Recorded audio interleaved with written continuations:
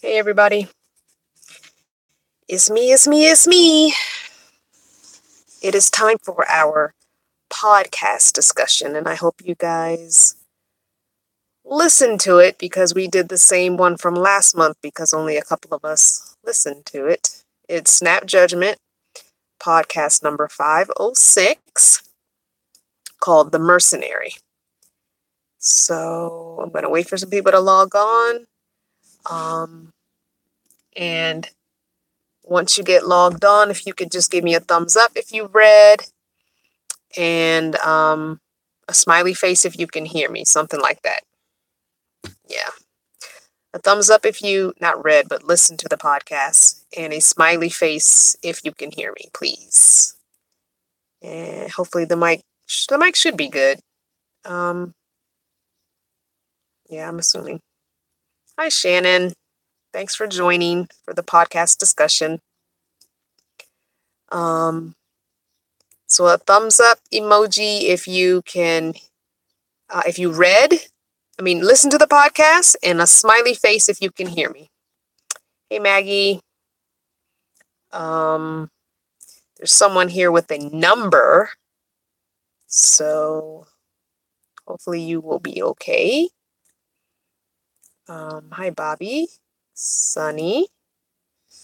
Yeah, so this podcast is the same podcast as last month because not very many people listened to last month's podcast. So we did roll it over. I don't have a separate channel for podcasts. This is the same channel. We do a monthly podcast that we listen to and discuss the first Saturday of each month. So last month, not enough people listened to it, so we rolled it over to this month. If we have that same situation tonight, I'm not going to worry about it. We're going to move on to another podcast because I cannot listen to this podcast again. It's good, but not good for me to listen to for like 4 times because I listened to it initially on my own before even having podcasts on the channel, because I listened to all the Snap Judgment podcasts that they had up at the time. Back when I was traveling last year, when I was traveling in October and November. Not October and November. September and October, when I was traveling, I was listening to podcasts a lot because they're very good. And Snap Judgment is one of my favorite podcasts, along with LaVar Burton's. LaVar Burton Reads is very good. Also, RuPaul, he has a good podcast as well. And there's one more, and I'm not going to get the name at all because, hey, Miss Harris, thanks for being a moderator, jumping on, appreciate it. Hi, Susan. So there's one podcast that Tia Maria told me about. I think her nephew or son told her about it, and I don't even have the name of it. I'll try and come back later and put the name in the description box of all the podcasts that I listen to, if I remember to do that after this video. Let me make myself a note. I have my planner open on my lap, so let me make myself a note to list favorite podcasts in live vid. So I am going to be doing my top 5 favorite type things this month. Those are going to be this month's videos. And for those that want to have a schedule of when I'm going to be doing videos this month, I've decided on Tuesday, Thursdays, and Saturdays to do videos. Since it's not Veda, you won't get a video every day. Now, granted, some weeks might be busier, and maybe you'll get an extra video, or maybe I just have to get something off my chest and I'll just throw up a 5 or 10 minute video. But Tuesday, Thursday, and Saturday for the month of May is what you're going to get for this month's schedule. Because of Veda, you guys were used to getting videos every day. So Veda is again in August. So in August, we'll go back to doing videos every day because Veda is in April and August. So that's twice a year that you get videos every single day. And it was a push. And I realized after looking over my Veda and I missed the 7th. I have no idea. I have no idea what happened to the 7th of April, why there was no video, because I was sure I did a video every single day. So how I missed the 7th of April, I have no idea. I have no idea where I was. I have no idea what was going on. I have no idea. I even went back into my videos that I kept, which I don't normally keep videos on my phone, but I even went back onto videos that I kept to see if maybe I just didn't upload it and there was no beta 7 whatsoever. So I have no idea what happened to April 7th beta video. So you missed one day, which is not bad. Out of 30 days, missing one day, that's not bad, because I want to say when I did this last year in August, I think I missed 2 days. If I didn't miss 2 days, there might have been 2 days that were really horrible videos, like 2-minute videos. So I think 29 videos out of 30 is really good. So can I get a smiley emoji for those that listen? No, I mean a thumbs up emoji for those that listen to the podcast. Thumbs up if you listen to this podcast, because I'm not going to waste my breath at all. So thumbs up if you listen to the podcast and want to have the discussion as well, because again, I've listened to this podcast 4 times and I would like to just discuss it and move on to the next podcast for June. The June podcast, the first Saturday is, I believe, June 2nd. Yeah, I think it's June 2nd. Could someone verify that June 2nd is the first Saturday in June for me? I no longer have service on my secondary phone, so yeah. I took it off because I was going to be getting a, a Wi-Fi hotspot thingy. And I did not get that yet because I'm still doing some research, because the one I thought I was going to order, I'm not sure if it caps you at how much gigabytes you can have a month. So, because I'm reading some reviews about it and it's fairly new. So anyway. Hey, Judy. So Judy, you notice you have a blue wrench now? So I gave Judy a blue wrench because occasionally you do jump on the lives and I know I can trust you. So you're a moderator. So if anybody trolls or anybody has issues in the live that they need to go bye-bye, you just tap on their name and you'll get a little box that pops up. I think it's black. Mine is black.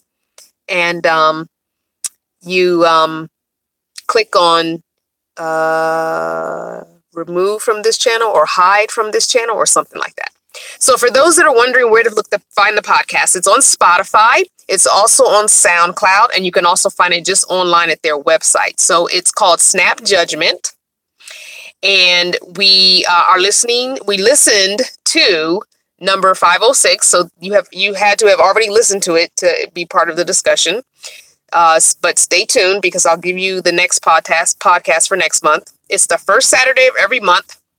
So the first Saturday of every month, we do a podcast by Snap Judgment. I might be switching around after the summer and doing podcasts from different areas, but Snap Judgment has really good stories, and they're told by the people, firsthand stories, firsthand accounts by the person who experienced it. So this is number 506. It's called The Mercenary. And it looks like I have 4 people that maybe we might have to do a podcast with just us 4. I'll have to get you guys to email me and we'll just do our own podcast. It seems like nobody listens to the podcast. I really enjoy the podcast, which is why I keep doing it, even though no one else is really listening to them.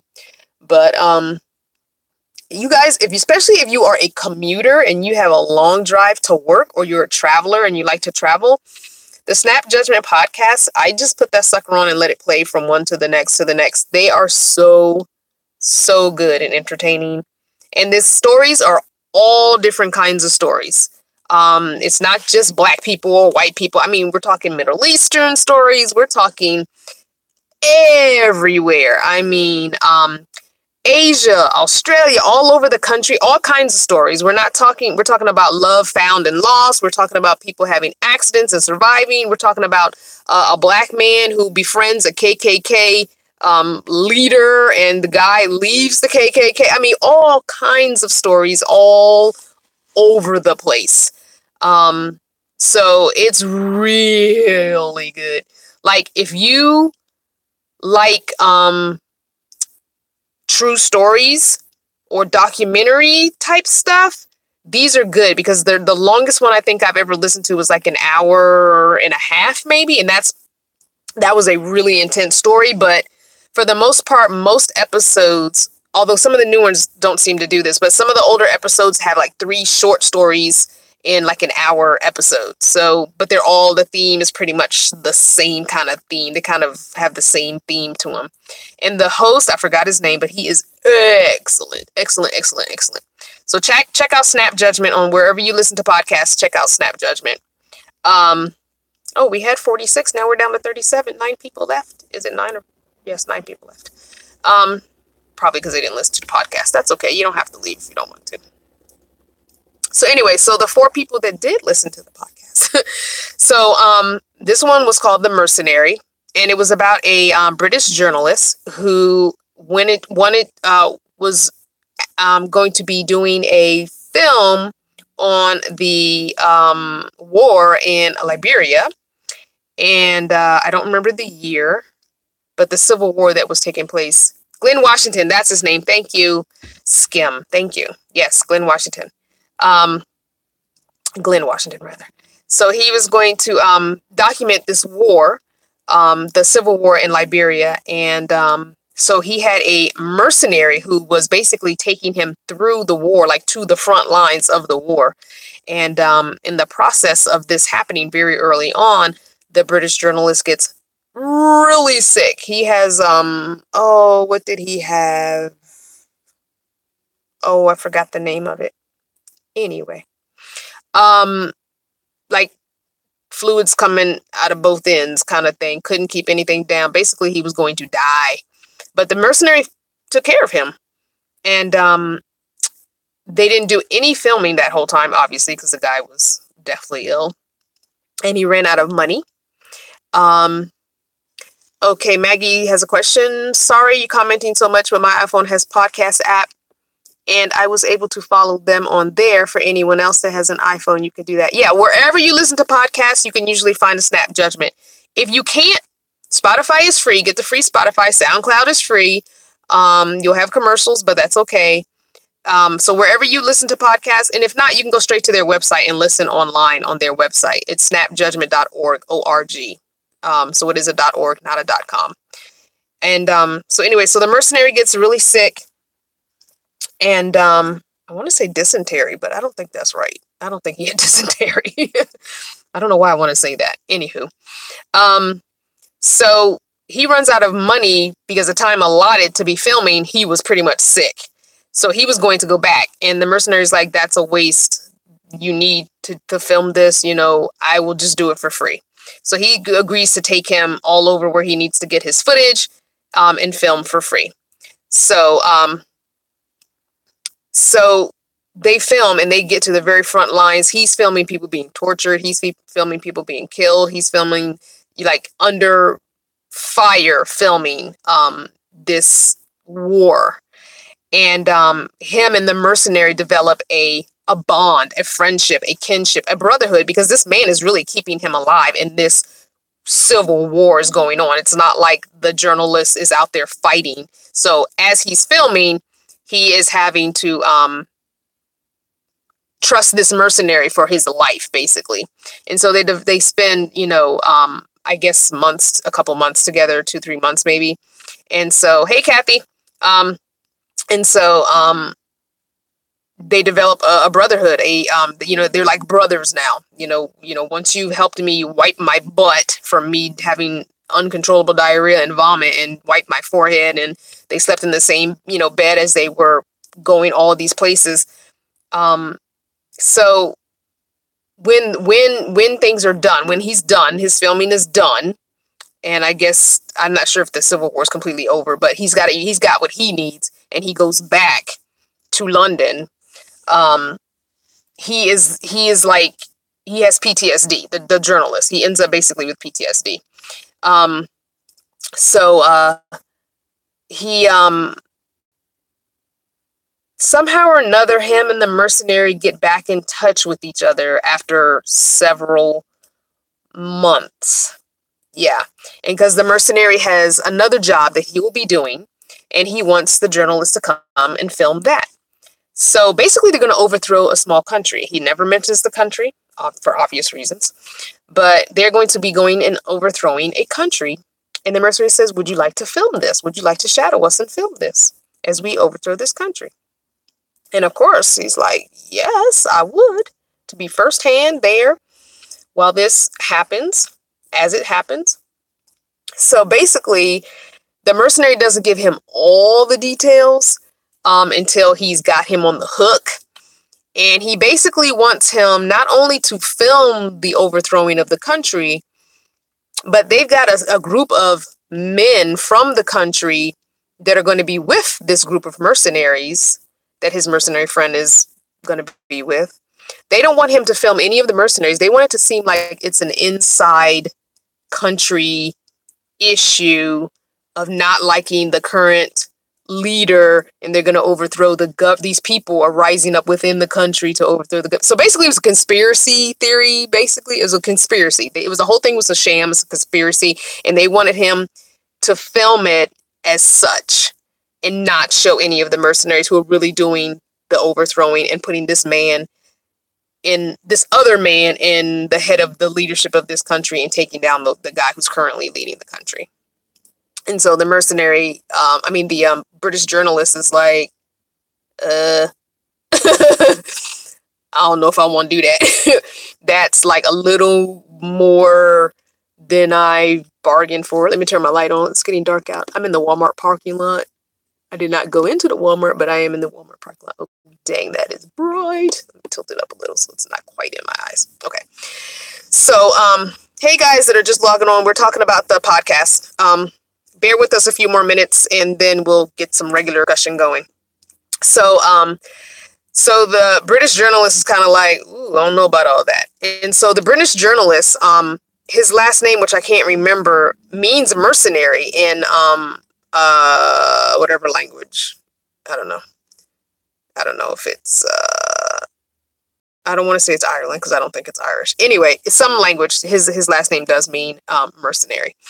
And so his grandfather always talked about the war, the British journalist. So he's always had a kinship for that kind of excitement, that kind of, boys in their guns type thing.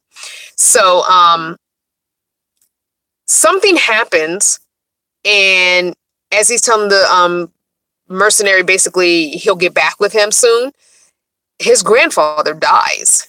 The same grandfather that was a big... which war was it? Okay, I'm doing a horrible job retelling this. But so his grandfather passes away. He decides to go to to another home that his family owns, and he is without television, without cell phone, without email. He just unplugs and he grieves because he was very close to his grandfather. So this is the British journalist. He just grieves for several days or a week. And when he finally does get back to his home, his apartment, and turns on the news or the TV, the first thing he sees is that this group of mercenaries has been captured and imprisoned because they went on while was taking care of his grandfather's funeral and everything and all those estate things. The mercenaries, they went on and did what they were going to do, and they got captured. So had the British journalist gone with them, he would have been captured and imprisoned in this country that they were going to try and overthrow. So he felt like it was his grandfather, his last kind of, I guess, helping him by passing away. It prevented him from being there. And he found out that his mercenary friend was tortured, not killed, but was tortured. And he said that the journalist was saying there was no way that he would have survived torture because the torture in this specific prison they went to, which is one of the most dangerous prisons in the region that they were in, basically people die within 2 days of being tortured. And so he knew himself, being this journalist, not a war guy or an army guy of any sort, would have definitely died after being tortured But yeah, so that's the very short version of this podcast. But it was excellent. It was really, really good. Um, some of the things that the gentleman says, the journalist says, you kind of feel for him, because you see how, people are like, a mercenary. Like, how would you befriend a mercenary? Like, really? Like, this guy is, for hire, overthrowing countries for hire, starting civil wars for hire. He's basically for hire, kill for hire. But he was like, he was trying to explain how you just don't understand, like, the situations he was in. This man saved his life numerous times. Like, you can't just be like, ugh, you're a mercenary. Like, they became so close. And so anyway, so for those that listened to the podcast, the four of us, if the four of you are still here, what did you think about the podcast? I would like to know what you thought about the podcast. Kathy's saying that she thought he did a good job of identifying the cognitive dissonance of such a situation. Yeah, I mean, like, how do you... Yeah. You're right. Did I say hi to you, Kathy? I'm sorry. Hi, Kathy. I meant to give you a blue wrench earlier today, Kathy. I'll go back and do that later. Anybody else have anything they want to share? Or Kathy, you want to elaborate on that?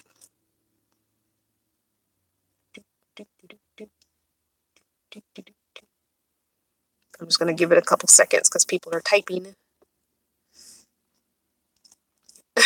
Sorry about that, Kathy. I meant to give you a blue wrench. I don't know why I didn't. I think I couldn't find. I have to go back in the comments of videos and do it that way. So maybe the video I checked you hadn't commented on. That's probably what happened. So I got to go back in. I don't know why. I don't know. I think YouTube, all the little stupid updates they're doing, I wanted them. Ugh. Kathy's always also saying he had a job to do and he loved the high of getting a scoop. Yeah, he was so excited about getting a scoop that the mercenary had for the country they were going to overthrow. Yeah. Willow is saying that she liked it, but thought the reporter was very entitled in many ways. That's true. And you know what he did? He did say, I believe he said that. I believe he said that he was entitled, or very I can't remember the word he used, but very I forgot the word he used, but it was basically saying that he was entitled. Like he being there, looking at the suffering, looking at, everything that was going on when he was filming the initial civil war in Liberia, yeah, he basically said that in not so many words, in so many words. And Kathy's also saying his conscience came into the pictures. Yeah, his conscience did. Yeah. Thank you, Sonia. Yeah, because he knew he could leave. Right. He, the civil war happening in Liberia didn't really affect him one way or another, no matter who won. It didn't really affect him at all. Willow says, I'm glad he realized that. I was mad when he said war was fun for men. I know. He did make it seem like boys in their toys, oh, it's war, it's guys, that's what we do. We blow crap up. We kill each other. I'm like, okay. But I guess in a small way, he does have a point. Yeah. Even in this country, we see that. So I guess in a way, yeah.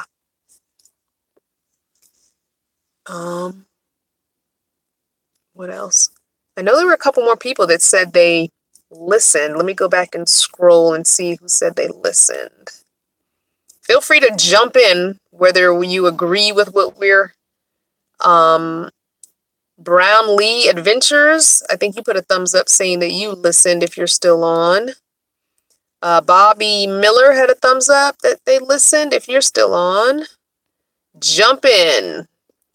You don't have to agree with what we're saying to have an opinion. Kathy is saying that that's a reality in the military subculture. Yeah.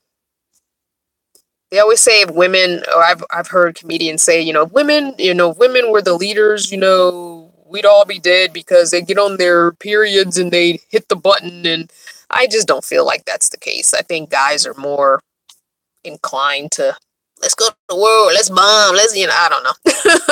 That's just my personal opinion. I don't want to start a whole thread on that, but that's just my opinion. Willow is saying, I think his views changed later.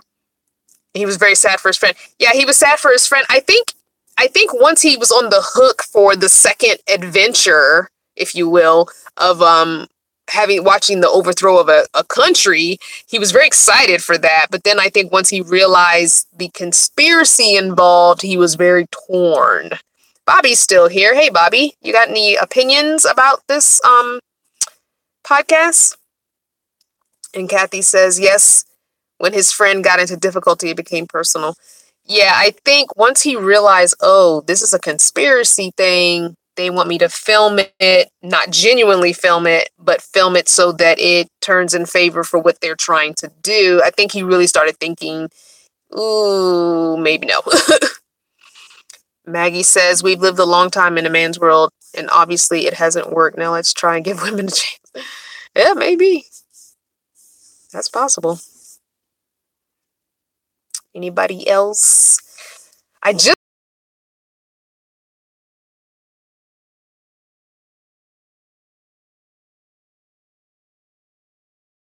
whole month to listen to last month's and the new one. So if someone, preferably a moderator, but it doesn't have to be, type out what I'm about to say next and just keep repeating it every few minutes.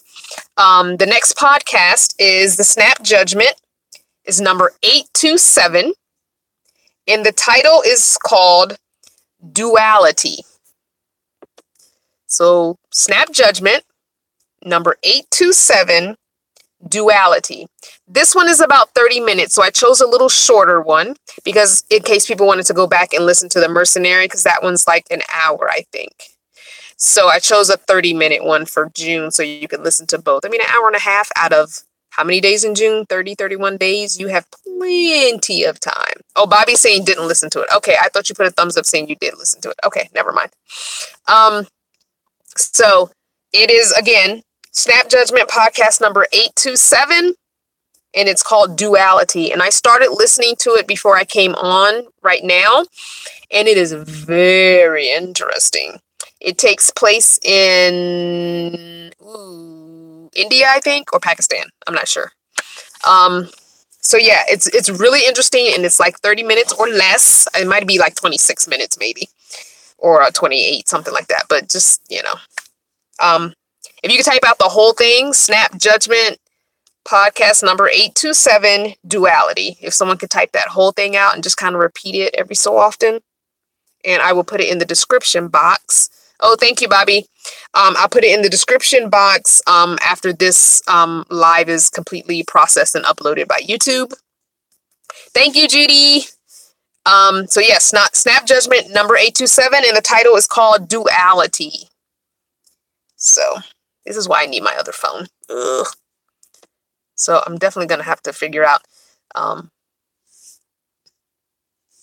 Over to you, Judith. You're handing it over. It doesn't matter. You can do it, Kathy. Just repeat it every so often. Because I know M. Garcia usually is good about that. But she, I think, was having some Wi-Fi connection issues the last time she and I talked, and was trying to catch up on some stuff video-wise. And so she's not on right now. She's usually good about typing that stuff out for me. All right, so Snap Judgment number 827, Duality. So definitely listen to Snap Judgment, the 506 one that we talked about today, The Mercenary. Listen to that. It's really good. And then before June 2nd, because June 2nd is our next podcast, first Saturday of every single month is a podcast. We will talk about the Snap Judgment 827 Duality. Okay? So our next live video, just for housekeeping purposes, and so if you have a calendar or if you have a tablet or you have a piece of paper, you can write down real quick. Our 3 lives that we do each month. So you want to put it on your calendar so you will know when to log in, because a lot of people say they don't get notifications, which is why I have it on my calendar, on my website, You can also go there and look at it. The first Saturday of each month at 8 p.m. Eastern time, and all the times are East Coast time. I'm sorry, I'm from the East Coast. No matter if I'm on the West Coast, it doesn't matter. Everything is on East Coast time because I have a lot of people on East Coast that watch me, family, friends, whatever. I keep everything on East Coast time. So the first Saturday of each month is our Snap Judgment, or just not Snap Judgment, just podcast, because we might not always listen to a Snap Judgment. So first Saturday of each month is a podcast. Third Sunday of each month is a Q&A, live Q&A. That is 6 p.m. Podcast on the first Saturday is 8 p.m. East Coast time. Third Sunday, live Q&A, 6 p.m. East Coast time. And the last Saturday of every month at 8 p.m. East Coast time is our book club. Our book for this month is Toni Morrison's. Can someone type that for me? Toni Morrison's Sula. And that will be on May 26th at 8 p.m. If someone could type that for me. Book Club, Sula by Toni Morrison. Por favor. En Cinco de Mayo, I'll speak a little Spanish. Thank you, Victoria. Can you also put the date for me? May 26th. Thank you, guys. Yeah, so that's it for that. Yeah, just check, to be honest with you, if you check the calendar on my website, crystalvannercreations.com, which is in the description box here and pretty much all the newer videos, the calendar has all of these dates. So if you're not going to be able to remember any of this, or you don't feel like writing stuff down, it's a Google Calendar. You can even save it to your calendar. So if you have a Google Calendar, it will save to your Google Calendar. So yeah, by all means do that. Thank you, Shirley and Kathy and Victoria and everyone else who's helping out. So we've been on for 32 minutes. Why don't we take the next 15 minutes and answer some questions about whatever, or just chat. Yeah, I was going to get some stuff off my chest, but I don't think I'm going to do that. I think I'm just going to let it roll off my back like a duck, because I don't want to spend time with that. I just don't. There were a couple of things that I received personally in emails and comments during the whole repair of the gas tank that were not nice, and I was going to address them, but you know what? I'm not, because addressing them gives those negative, nasty people power, and they shall not have power over me or this channel. So anyway, hello, Lisa. Shirley said she loved the video with the man about the cotton. It was very informative. That, I'm telling you, I stayed in that cotton museum. It must have been for like 2.5, 3 hours hanging with cousin Earl. Earl is now officially my cousin. Hey, Lisa. 55 and alive. So yeah, he gave me his number. He told me to keep in touch with him.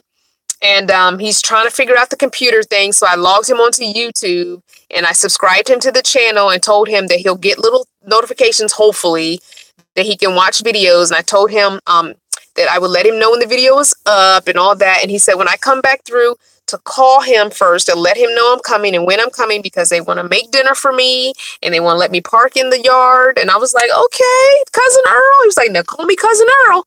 So I was like, he was very excited because not too long ago, a woman from overseas, a black woman from overseas, and I linked it in the video. Go to the website. It's called waxprintcotton.com or something. Waxprintfilm or something like that. Go back to the cotton video and you'll see it. The link is in the description of the cotton video. But a woman, a black woman from overseas, and I think she might have been from London. Maybe, I'm not sure. He didn't quite give me all the info, but she's doing a documentary on the wax print that's used for a lot of the African dress and the I know I'm gonna mess it up, but the head wraps, that stiff wax print, how the cotton where it starts and where it ends up into the wax print cotton all the way over there. So sweet. He is so sweet. And then his real blood cousin, oh shoot, what was his name? Oh, I'm gonna forget his name. Barney came, and we were talking. The three of us sat around talking for a long time, and Barney's younger, and so we just sat around chit-chatting, shooting the breeze. It was nice. It was nice because, one, I was in the South, Georgia, and it was nice to see that these older men don't have those stereotypical biases, prejudices, and racism that you would think they would for their generation. So they decided, even though they grew up with it, because we talked about this, they grew up with it, they decided later in their lives that it was just ridiculous. And so you could see him being very careful with some of the words he chose, and some of the stuff is not on film, but some of the discussion we had was not on film. But he was very cautious about some of the words he chose, because I think he was going to say colored a couple times. And it's okay. That's the word they used. And so I don't fault an older generation for using words like colored, because obviously that's the word they used. I never got the feeling that he was going to use the N-word or anything, but I definitely feel like he was going to say colored, and he chose his words carefully and said black a couple times, and I think he even said African American once or twice to me. So I think he was being careful, and I really appreciate the fact that he did that. He was excited to share all the info with me, but he also wanted to be and he said he was so happy that I chose to come. And he said, especially being black, he was so happy that I chose to come in, because he does not get black people that come in there. They just don't. They don't come in there. And I said, well, it's still part of my history. Picking cotton is part of my history. So I just wanted to see what your museum was like. And it's not the only cotton museum. If you Google Cotton Museum, there's one in I think it was Louisiana and somewhere else. I think I want to say maybe Alabama or somewhere else. But it's not the only cotton museum in the South.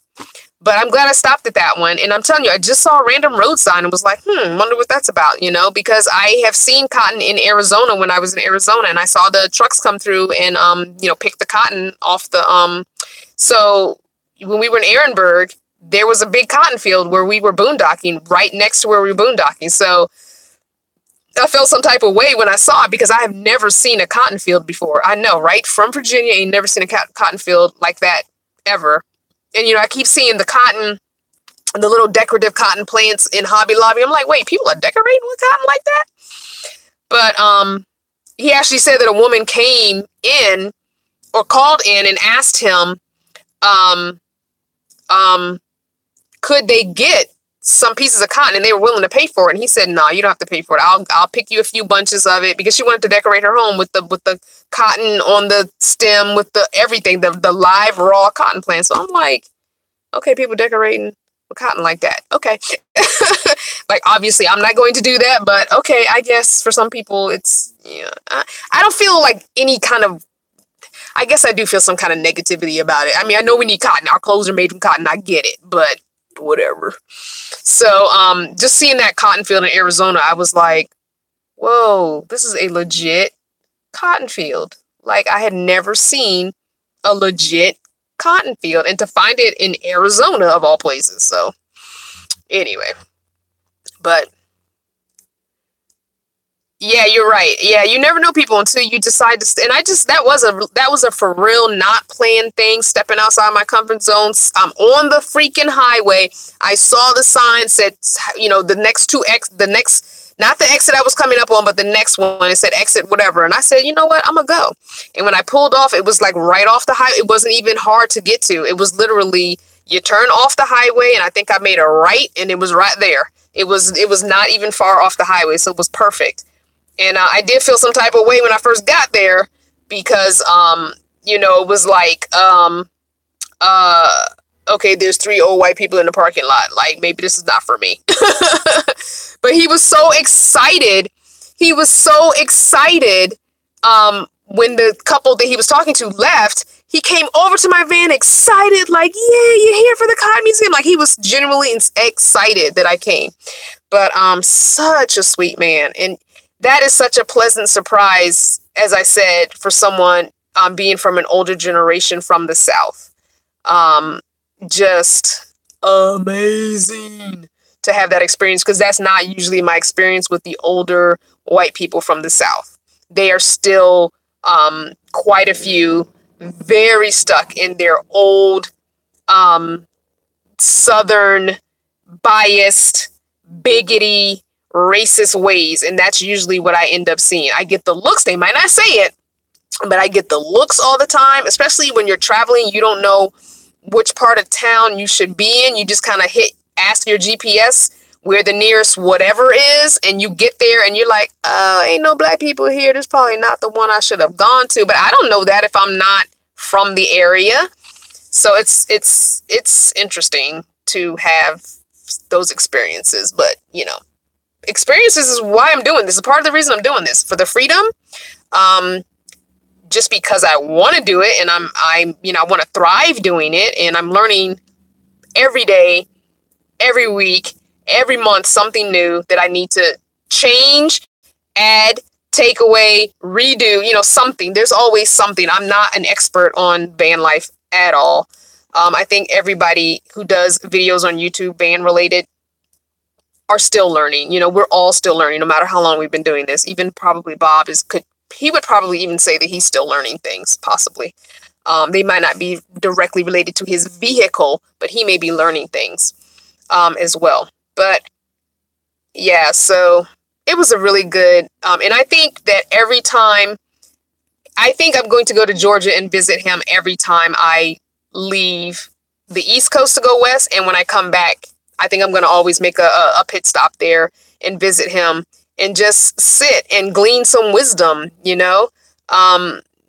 because I think as, even though I'm, almost,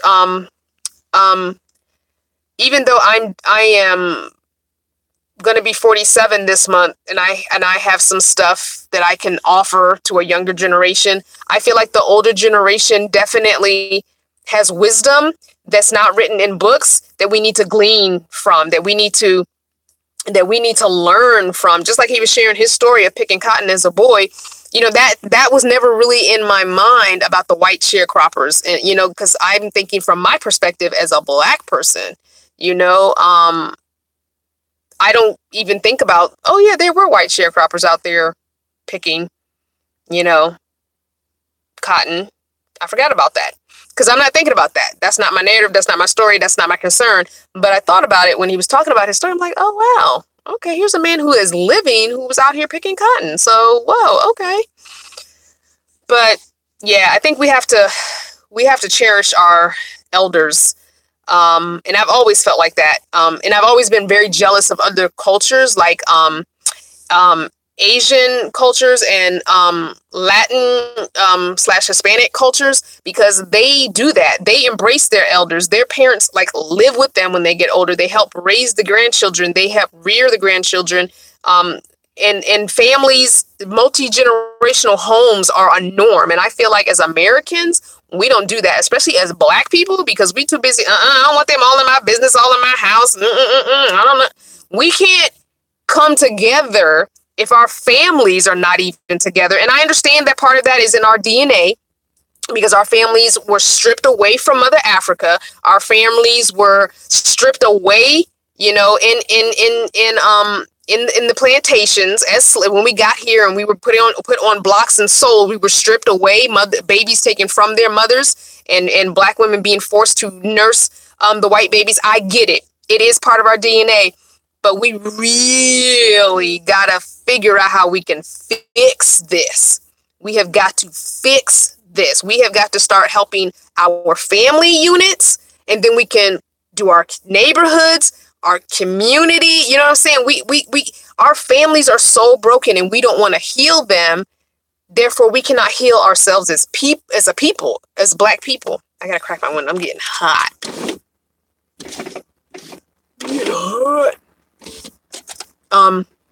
So I just feel like I've always felt like, why not get a house with enough room for all of us and split all the bills? Like, that would help everybody.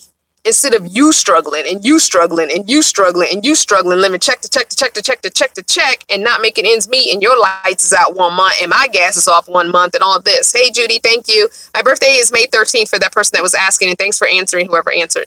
So I'm like, why it's got to be like that? We paying. I remember when my son was in when I first put him in daycare. Oh my gosh, I was spending like $700 a month on childcare, and I had like no money for nothing else. So I'm like, now I'm not going to agree with you on that one, Teresa. Sometimes you just need a divorce. Speaking as somebody that's been married twice, sometimes that don't work, and that's okay. But that doesn't mean your mom or your dad or your aunties and your cousins, y'all can't all, as a family unit, help each other out. You don't necessarily have to live with the baby's daddy no more if it don't work, because if it don't work, it just don't work. I don't agree with that. I don't believe anyone should stay married if you've tried and it's not going to work, and you are more dysfunctional and destructive to that child together than you would be apart, then just split up. I totally believe that. I'm sorry. So I cannot agree with you on that. If you have not tried though, and you just taking it as the easy way out, then there's, try, and I mean, unless somebody cheat on you, I'm not down for the cheating. If you cheat, I'm done. The trust is gone. I'm not one that trusts easily anyway. But if you cheat, I can never trust you again. I'm going to always think that you're cheating. So no, it's very difficult for me to trust. And, once that's the biggest, that's the biggest one right there. I can't put your hands on me or you cheat on me. Bye-bye. Now, I've never had anyone hit me. Any man hit me. Well, I take that back. That's a story for another time. That was growing up as a child, though. That was not a man I was with. I mean, I've never had a man I was with, my boyfriend, my husband's, hit me. But I grew up with abuse in the home, so I saw it. And I vowed to myself as a little girl that a man would never put his hands on me, that I would kill him first, because I felt like killing the men that were putting their hands on my mom. So I knew had that happened, I'd be in prison because I would have killed somebody. So anyway, enough of that. I just feel like the multi-generational home is a good thing, because I feel like even just offsetting daycare costs when babies are little by having grandparents or great-grandparents take care of the babies, like, why not? Why not? Sunshine, we finished with the podcast, my dear. It was a short discussion because only a few of us listened, but we did discuss it. So we usually do the podcast first, and then I do the end of just open topic.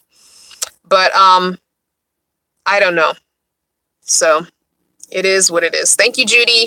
So the next podcast is the Snap Judgment number 827 called Duality, and that's going to be June the 2nd.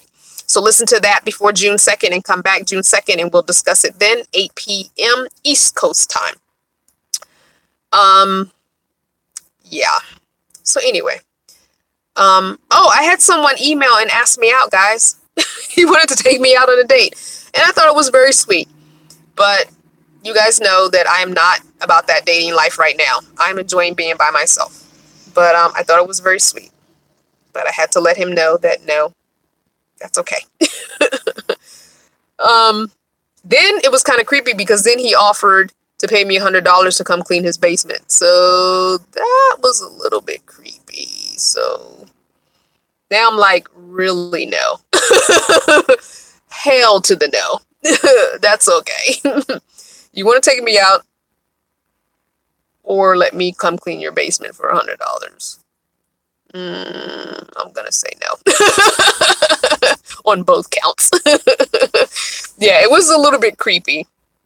Very creepy. Anyway, YouTube is all across the world. You never know. You just never know. You just never know. Don't go in the basement. Kathy's like, don't go in the basement. Trust and believe. That email will no longer be answered. No. I'll be on Dateline. No. I'm like, no, that's okay. Now, I would definitely help someone organize their basement, but the way that was set up and the way that went down through email, that's going to be a no. So, because it started out very sweet, is I have questions. Could you call me? Here's my number. And I'm like, well, I don't really call people, especially people that I haven't met in person at a meetup. So if you have questions, though, you can email me, or you can come on to the live that I do once a month and ask your questions there. And then it was like, well, I really want to take you on a date to dinner if you'd like, or you can just come clean my basement for $100. No, thank you. Strangers have the best candy, BB. Okay, no. Sunshine said Dexter party of one. Dexter only kills bad guys. I'm not bad. Or am I? Anyway, I just thought it was very interesting how the email situation changed. Anyway, from the first I have questions about van life to date or clean basement for $100. I'm gonna take hell no for 500, Alex. That's okay. But anyway, so Emmy is doing better. I think she still feels a little bit weak, but her color looks better. And she did a video on her channel. I think Kathy said she saw it, or someone said they saw it. I saw it in a comment. But yeah, she did a live. Wait, maybe it was her Facebook. I think it was her Facebook. I don't remember. Judas said 100K. He meant, oh, for 100K, I might test it because I'm gonna bring my gun. I'm gonna get a gun.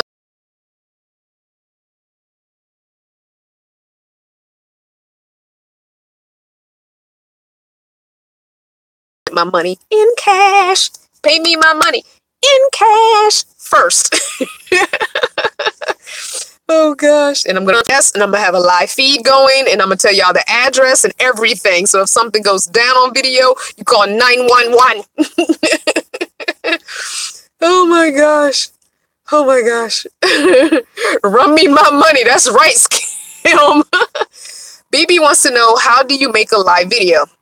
So I'm on my cell phone, and when I go into my YouTube app, you click on the little picture of the video camera, and it'll say record or live, and you click on live, and you put whatever details for the title and the description box that you want, and you go into advanced settings, and it'll say chat. So if you want people to be able to chat, or you can turn chat off if you just want to talk and people can't communicate with you, you can do that. I've done that once when I had some stuff to get off my chest and I didn't want to be distracted by comments. I did that, I think, once. And you can also, if you are able to have monetization on your channel, you can turn on or off monetization. And then you hit the blue bar that says go live, and it'll do a 3-second countdown and take a snapshot picture of you or whatever you're pointing the camera at. And you can turn the camera from front facing to back facing, whatever, rear facing. And if once it takes that camera picture, if you don't want it, like my picture for this one was a picture of the Snap Judgment podcast logo. So what I do is when that picture comes up, don't hit go live.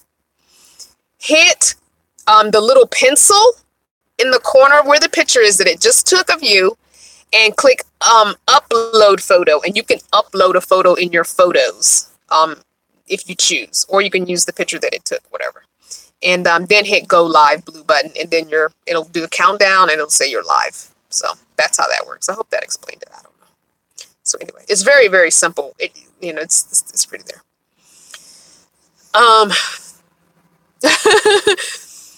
I'm going to Hollywood. Look out, Brad.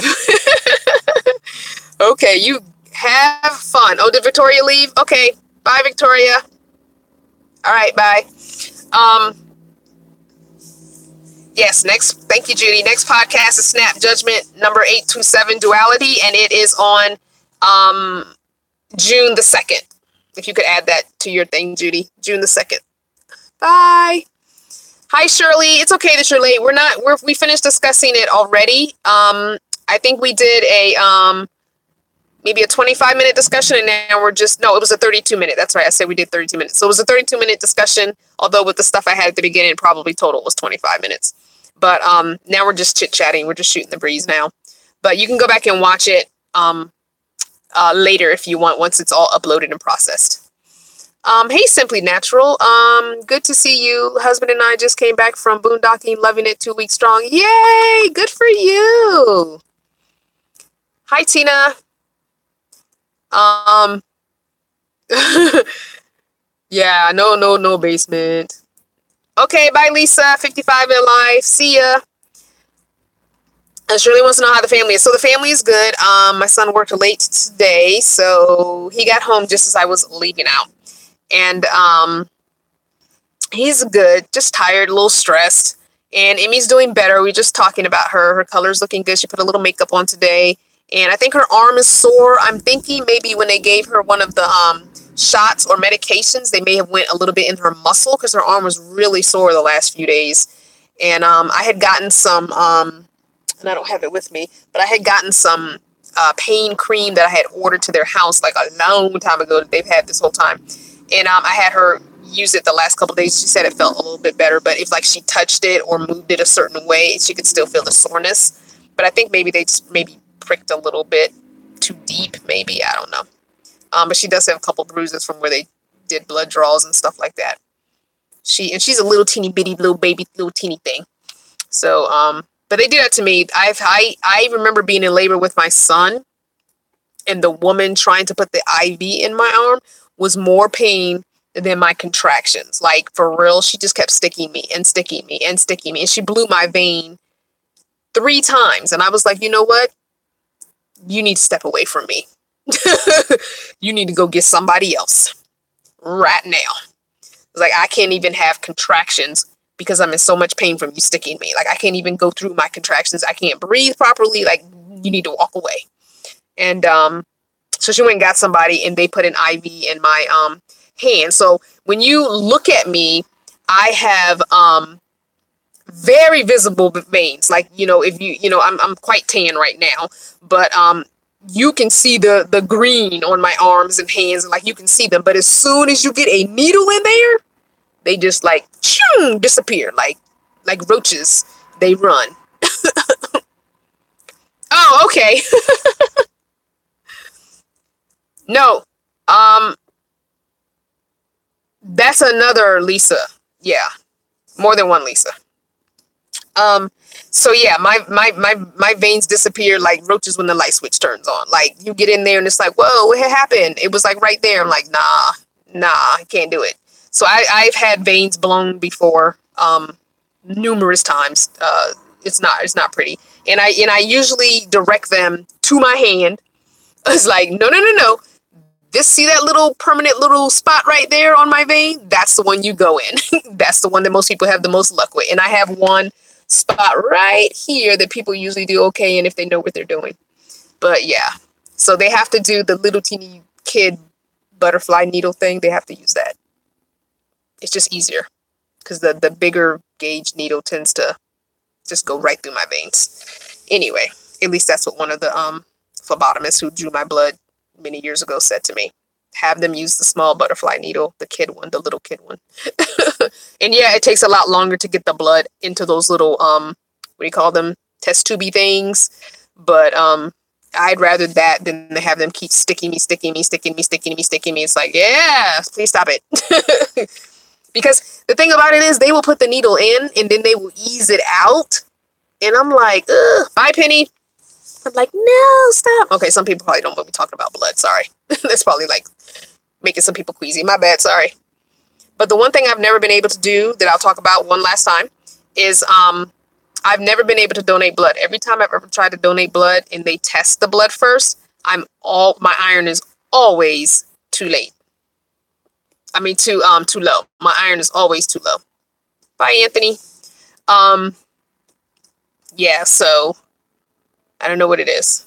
I kind of borderline on anemia, And it just seems like whenever there's a blood drive and I try and give blood, I seem to be on the opposite side of the border of anemia. So I have no idea. I have no idea why. I be trying to do the right thing, but because apparently I have a not a rare blood type, obviously, but I have one of the blood types that, and I can't remember what it is. I should look up my records. My records are in the back. Forget it. I'll let you guys know in another video. But anyway, I have a blood type that they like to have. It's not one of the O's, but it's one of the ones they like to have. So, anyway, yeah, I can never give blood. But it is funny. My son turned out to be a phlebotomist. Someone's saying just donate plasma. Oh, I never thought about that. Shirley wants to know, where am I going when I'm leaving Virginia? So from now until the first week in October, I'm never really leaving Virginia. So I will stay here 3-4 days, and then I will go somewhere else 3-4 days. Then I will come back 2-3 days. Then I will go somewhere else for 4 or 5 days. Then I'll be boomeranging back to Virginia the whole time. So I'm not technically leaving Virginia. I will be boomeranging back here to my son's house, but still traveling the East Coast. So it'll just be up and down the East Coast. I might, not sure, but I might get to some of the Midwest. Some, not much, but some of the Midwest. I guess Ohio. Is Ohio Midwest? I'm not sure. Is that East Coast or Midwest? I don't know. Anybody from Ohio? Let me know. So I might get to some of those little states right there on the border of Midwest, East Coast.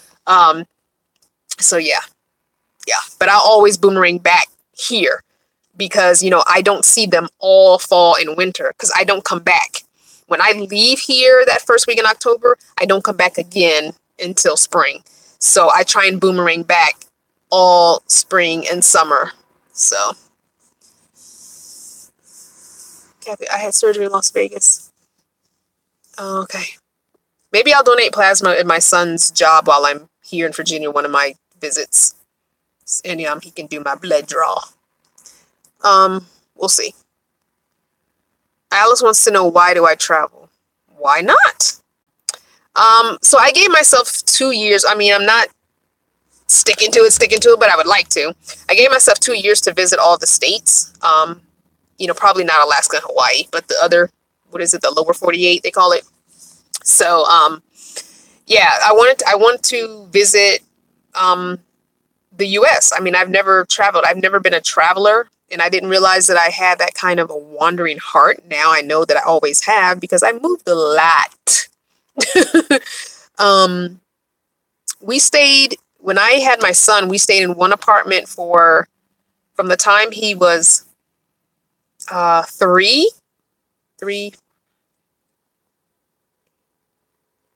I think for 5 years. And then after that, we moved apartments almost every year or every 2 years. And I always had that like wandering, and even though I was chasing low rent, but still, I think I always had that wandering heart. I just never really left Virginia. And now I'm mad at myself because I really wish I had done this when he was young. Like maybe got a small school bus or a shuttle bus or something that could hold both of us and just homeschooled him and hit the road. Like I really wish, like maybe I could have got a hair license in every state that we visited and do hair for a couple of months and then move on for a couple of months and then go to another state, get a cosmetology license there and do hair. Because usually at that time you could just go and take the state board exam.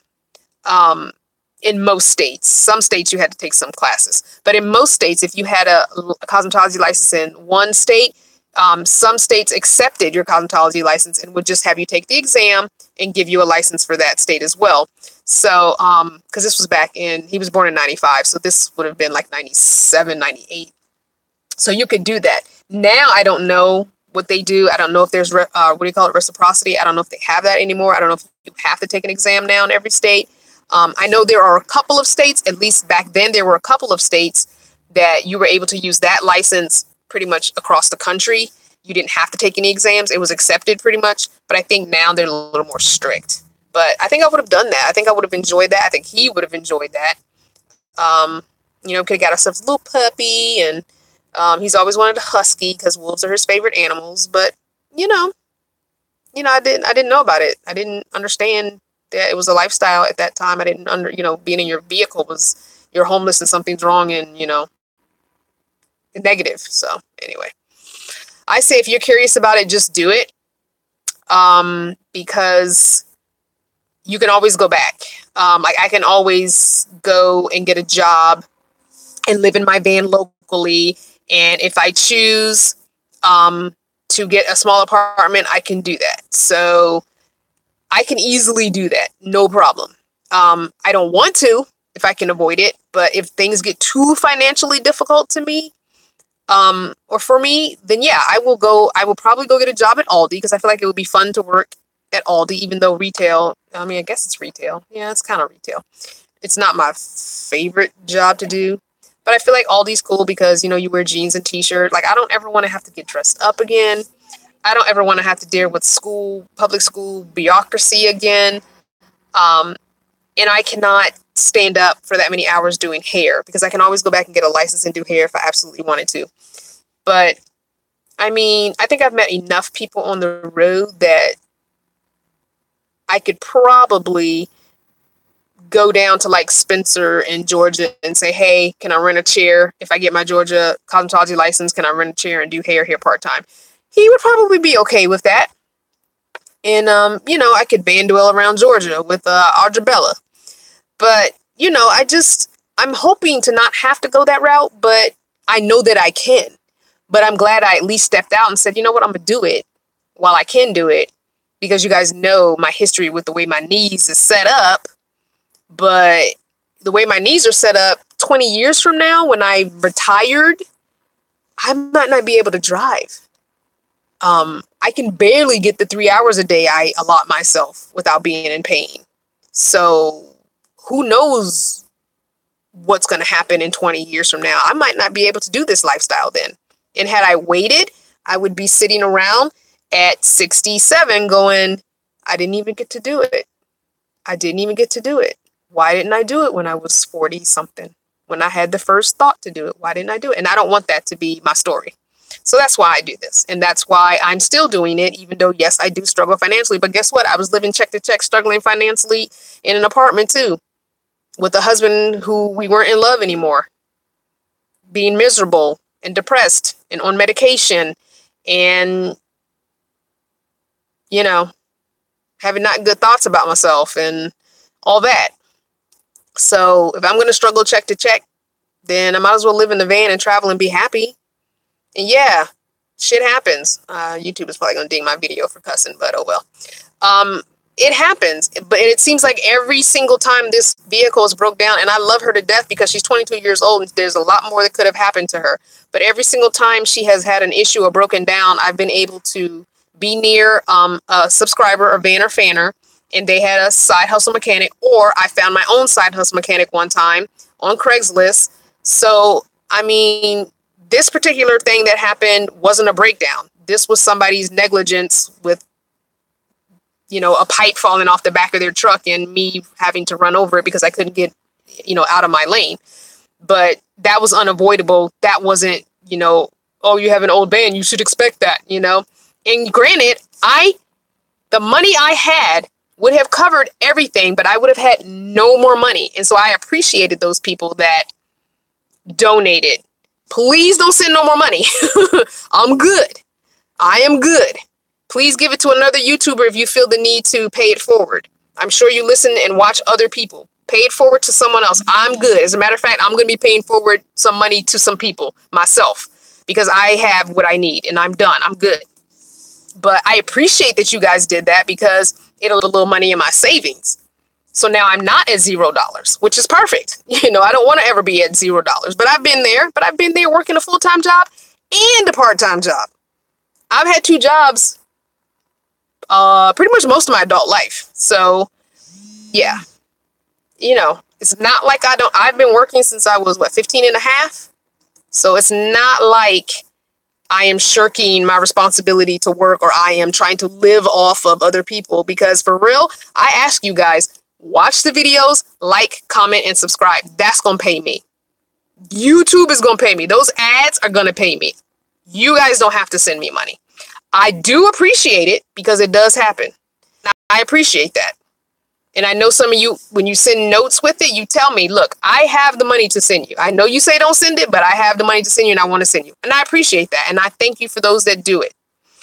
But it's not necessary. If you are watching the videos and you're watching the ads, that pays me plenty. So don't feel like I don't have no money to send her. That's not what this is about. Your money is just watching the videos. That's how you can pay me. Okay, that's all you have to do.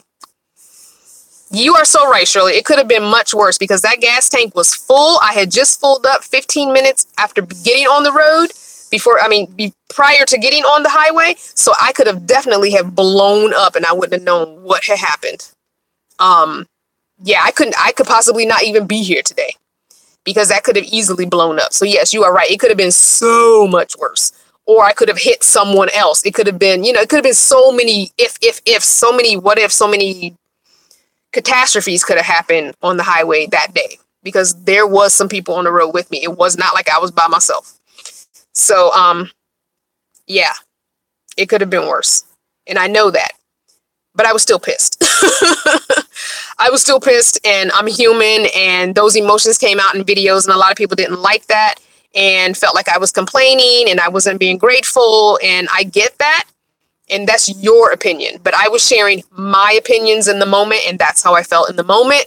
And those are the things that happened. And of course, once you step back and take a breath and the adrenaline is gone and the anger is gone, then you say, okay, this could have been worse. All right, I'm tripping. Yeah, I'm still alive. Okay, everything's good. It's all good. I'm fine. It's all good. I'm here with my family and I'm all good.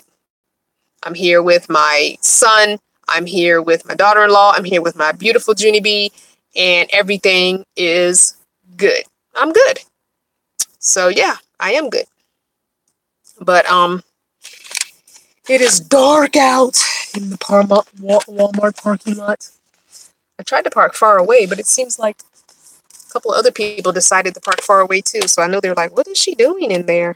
She's got a light on and she's just randomly talking to herself and her hands are going. They're not close enough to hear, I don't think. Well, although my windows are cracked, so they probably do hear me.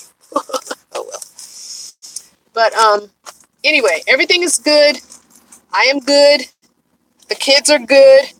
My Junie baby is good.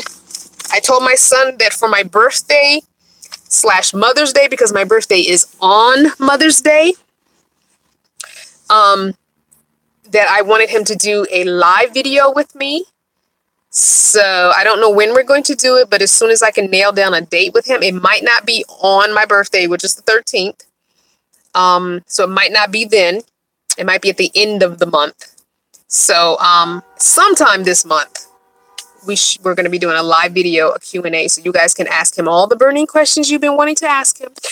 Because so many of you email me about, what does your son think? Because my kids think I'm nuts.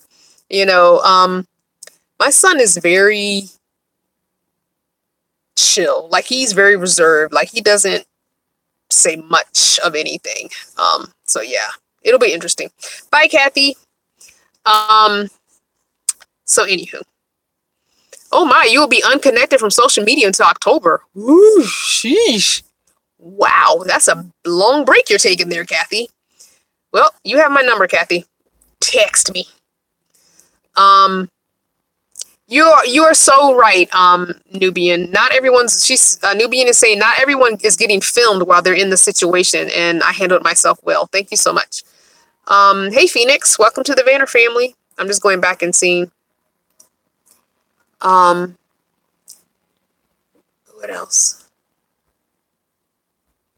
Kimberly is saying, I am happy for you because I don't regret buying an RV and traveling at all. I'm stationary right now, but I can get back on the road if I choose to. That's good.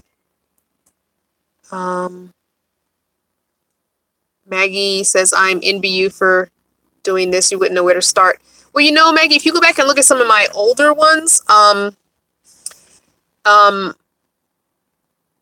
you'll see that I started in the SUV I had, which needed a lot of mechanical work. The SUV I had, it was newer than this van. It was a 2000.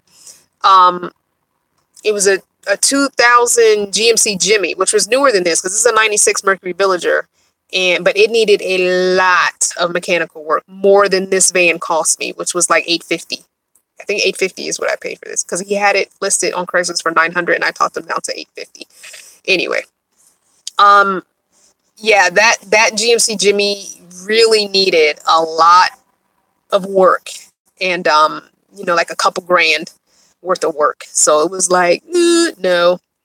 Oh, M. Fisher. Oh, emoji clap. M. Fisher just bought an RV today. Emoji clap, everybody. Yay, congrats. So yeah. So I sold the GMC for $500 and put the $500 into this vehicle to get one of the axles fixed because it needed the passenger and the driver's side axle.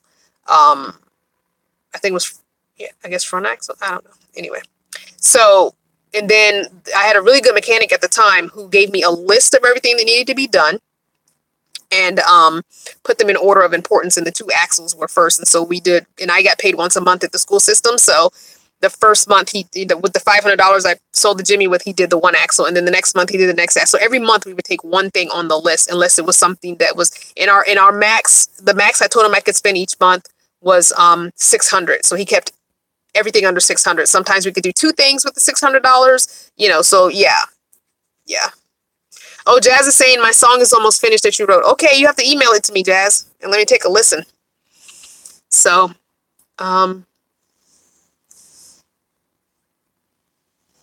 oh yeah, Maggie, I understand having an old car that you keep putting money into. Oof, it is not fun. I mean, Not Your Mama's van has had a lot of money put in her. And she is really high miles, but I know she could give somebody another 100,000 miles, I'm sure. I really am sure she could go another 100,000 miles. They're probably going to have to fix some other stuff, but I think she could get another 100,000 miles. And so, yeah, I want to give her to my son when I get the other van, but he was kind of like, I don't want a van. I'm like, yeah, but it's free. And you need another car. You need a second car. I'm just saying. I mean, I can't do much for him financially, but I can give him this van. So, anyway. Nobody ever gave me a free car when I was young. I mean, every car I've ever had, I had to pay for, including my first car, which I paid $500 for, a green Mustang with white leather interior. I don't remember what year that car was. It was a 70-something. I don't remember what year it was. But that was my first car. I bought it from a cousin of mine who was a mechanic.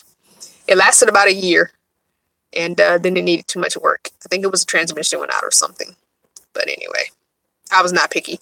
I've pretty much had all used cars. I had a new car when I was his age. I went to a dealership and bought a new car, which was the worst mistake ever. I wish I could go back and talk to my younger self. But, you try and tell your kids to learn from your mistakes and stuff. But sometimes they're like, I got to make my own mistakes. I'm like, but not all of them. Some of them you should listen. Glean that wisdom from your elders. But, he's a boy. He don't want a minivan. But I'm like, it's free. You can continue to save money for something else while you drive this free minivan. But, it is what it is. You only just got the alert that I was live? Oh, wow, that kind of sucks. Oh, well. Hey, Linda, how are you? Welcome to the Banner family. All right, well, we've been on for almost an hour and 20 minutes, an hour and 19 minutes and some odd seconds. Oh, I forgot to tell y'all. Shoot. Okay, I'm going to make it quick. So when I got back to my son's, it was late on, when did I go? Tuesday. It was late Tuesday night. I got there like a little after 11. And remember what I told you in the video that if I got there late, hey, Pam, that I would just sleep in the van Tuesday night and go in the house on Wednesday morning. So that's what I did because, I knew my son had to go to work early on Wednesday, and I did not want to wake him up. Someone call Papa on me? Anyway, so I got out of the van on Wednesday morning, fully dressed, washed up and everything, got out fully dressed. And the lady from the rental office was also getting out of her vehicle to go in to work. And the visitor parking is right in front of the rental office. And I said, good morning. And I got a couple things out of the van and I went on in the house. It must have been like 2 hours later, there was this boom, boom, boom, boom on their apartment door. I go to open the door and it's a police officer. She called the cops on me. She called the police on me because I had left the side window covering, the thing that I slide, the fabric that I slide, I kept it closed. And I also kept this curtain closed because it was really hot and sunny, and I had the windshield thing in the window too, just trying to keep some of the sun from the back where the food and stuff is. So the police officer was like, yeah, I'm looking for Crystal. And I was like, I'm her. Do you have a van out there? I was like, yes, in the visitor lot. So long story short, she called the police because she was like, she didn't know whose van it was. She had never seen it before. And this is a new lady. She's only been at the rental office since January. She didn't know whose van it was. She was pretty sure that I had slept here all night, and she has no idea where I went to and where I'm from or anything. So he'd already run my plates and everything. Nothing came back. And so I explained to him that I was visiting and that I was getting some stuff out of the van in the morning. When she saw me and I saw her, I didn't think anything of it. I went on into my son's house. I didn't tell him I'd slept in the van that night. The night before. That wasn't necessary because he would have. Anyway. So he said, oh, okay. So your son lives here. I was like, yeah, my son, my daughter, my granddaughter, and Amy was there in the house, and Junie. And so he's like, okay, that's fine. She just wasn't sure. She didn't know whose van it was. Okay, no problem. So he leaves, and something says, okay, just go outside and open everything up so to help soothe her mind so she can peek in here, see there's nobody in here. And I said, plus, I'll go tell the cop he can look in if he wants. And I said, it's a camper van and I travel in it. I told him this while we were in the apartment. I said, it's a camper van and I do travel in it and I do sleep in it. It has a bed, but I'm here in the house. Okay, as I just came from Arizona. So I guess when he ran the plates, because my mailing address is in Arizona, he finished my sentence when I said I just came from Arizona. He said Arizona at the same time I said Arizona. So they ran my Virginia plates, which has a mailing address for Arizona and a residence address is my son's. So I go out 5 minutes later. I sat there for like not even 5 minutes, maybe 3-4 minutes. I said, you know what, let's go outside. So we went outside. When I got out there, do you know it was 3 cop cars around my van? 3 cop cars around my van with 2 police in each car. 6 officers? Really? This what we doing? 6. Even if somebody was sleeping in their van, this is really gonna take 6 of y'all. Seriously. That's team too much right there. For real. And it's a predominantly white town. And small town. Predominantly white. So I get it. It's the South, Whatever. But still, I'm like, really? Really, I ain't had nothing else to do, the 6 of y'all? Oh, we got a call about somebody sleeping in a van at an apartment complex. Come on, y'all, let's go. Like, really? Y'all had nothing else to do? So later my son was like, yeah, there's nothing to do here. So that's probably why. But there is some slight racism, I'm sure, because I know she said a black woman got out of the van. So clearly she saw me and I spoke to her. But she's black too. She looked black. She looked light-skinned black to me. But anyway, whatever. That's what my son was like, oh, there's nothing to do around here. I'm like, but really though? Like, even if I was sleeping in the van, that would scare me to get out and have that many cops around me. And in the climate of our nation right now, like, they should be thinking, it don't really take 6 of us. Why don't y'all 2 just go? Like, call for backup. I'm like, yeah, I'm just like, I don't get it.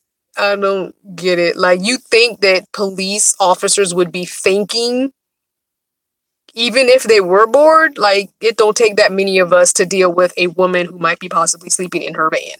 Like, that's overkill. Anyway, so I opened up the van. He kind of waved to me as he was pulling off because they were pretty much, he had told them what was going on. I saw him talking to her as we were coming up. And then she talked to us and was like, I didn't know. And I was like, that's fine. I said, you didn't know, and that's perfectly fine. I mean, you could have asked when I got out the van, but no, that's fine. Now you know, it's all good. I said, I will be here a few days. What do I need to do? Do I need to get a visitor pass? Do I need to pay something? I said, because I'll be coming and going all spring and summer. Like, I don't understand. What do I need to do so like we can de-escalate this situation from now on? So she wanted me to park like in another section of the apartment complex, but I was kind of like, there are no signs that say visitor park in there. The only sign that says visitor parking is right here, and I don't feel comfortable with having my van somewhere I can't see it, because where it's parked in the visitor section near the rental office, I can come out of their building and see my van and keep an eye on my van. Because where she wanted me to park, I would not be able to see it. And people, I have stuff in here. Like, I don't want nobody trying to break in here. So it was just crazy how that many cops showed up for a possible woman living in her van, black woman living in her van. Like, really, y'all? Anyway, Alicia's saying come back to the ATL a lot. Yeah, I've got to sit down in the next day or two and write up my travel schedule and put it on the calendar. So keep checking the calendar. By the middle of May, you should definitely have all the dates on there. Or I should definitely have all the dates on there. But keep checking the calendar. I plan to go to the ATL at least 2 or 3 times.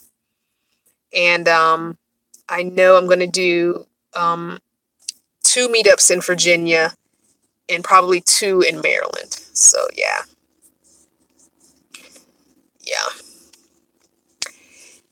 Ms. Harris, I don't know, but I think because I was on apartment complex property, it might not be, legal to sleep in my vehicle on their property.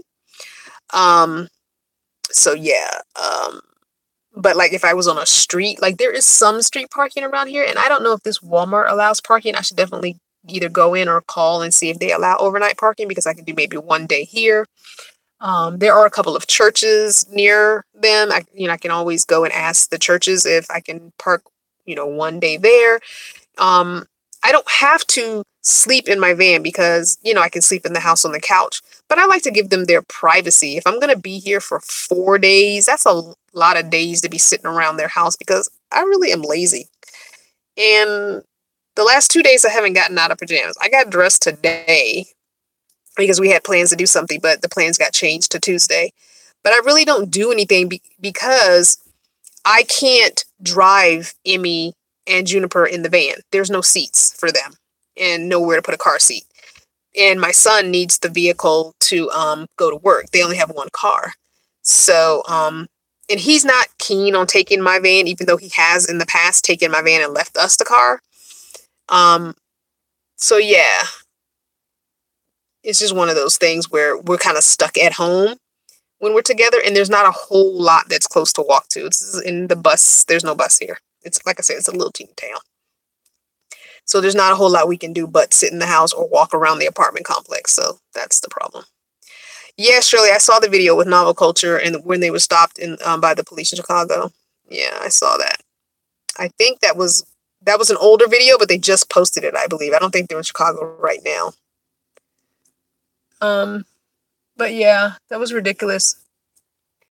Anyway, it's just one of those things where you just like, seriously? I don't know. Anyway, I love you guys. Shirley said there's a black Sprinter in your complex parked. Yes, okay, son. I gotta answer my son. He's like, are you okay?